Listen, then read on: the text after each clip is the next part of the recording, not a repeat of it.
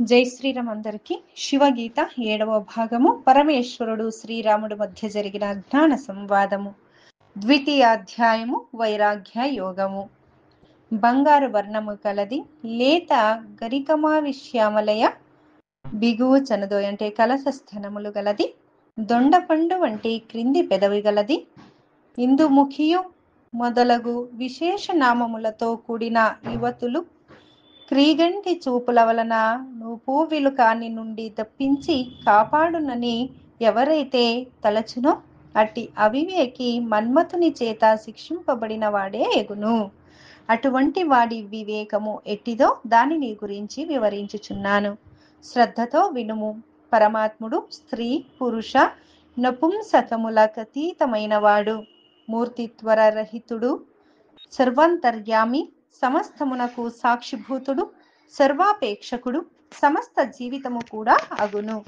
సున్నితము కోమలమైన ఉపాంగములు అంటే అవయవములు కలిగి మల మూత్ర పిండాత్మకము జడదేహము గలదియు నైనా యువనిత ఎనబడినదై ఇతరులను చూడదు, వినదు, వాసన కూడా చూడదు. ఓ రామ, వివేక జ్ఞానముతో నొక పరిదర్శింపుము.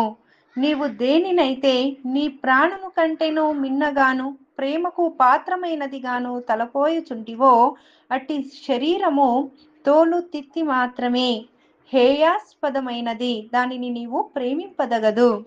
పంచభూతాత్మకంబైన శరీరములందంతటను పరమశివుడు ఆత్మరూపంన వ్యాపించి ఉన్నాడు. గృహ నిర్మాణ సమయమున వాటిని విడిచి ఆకాశముండదు. కానీ అవి దహింపబడినప్పుడే అప్పుడే విధముగా ఆకాశము దహింపబడదో అట్లే దేహములందుండెడు ఆత్మ కూడా నశింపదు. దేహములు నశిస్తాయి.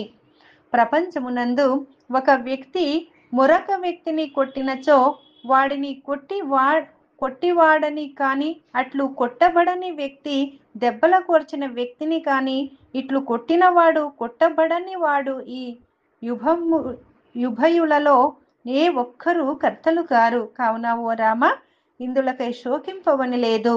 నీ ఆత్మస్వరూపమును కనుకొని దుఃఖమును మాని నిత్య సుఖివిగము. శ్రీరామ ఉవాచ. రాముడు నివేదించుకొనుచున్నాడు. ఓయి మునిపుంగవా, పరమాత్మకును శరీరమునకు వ్యధ లేదని మీరాదేశించితిరి.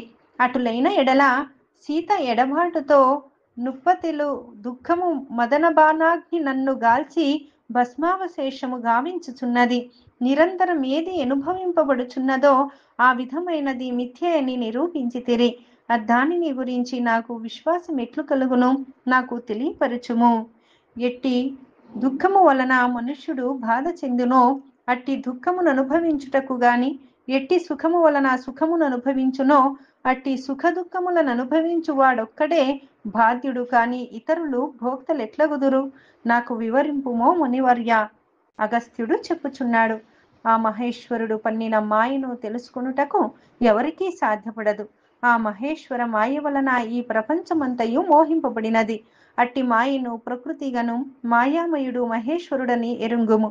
ఆ మహేశ్వరుడు ఎటువంటి వాడనగా సాక్షాత్తుగా సత్య జ్ఞాన స్వరూపుడు, నాశము నభ పుష్పము వంటి వాడు అనగా మృత్యుంజయుడు, సకలలోక సంరక్షకుడు, ఆత్మస్వరూపుడు. అతని ఉపాంగ భూతములైన చేతనాచేతన ప్రాణికోటి చేత నీ ప్రపంచమును నిండా ఆవరించుకుని ఉన్నది.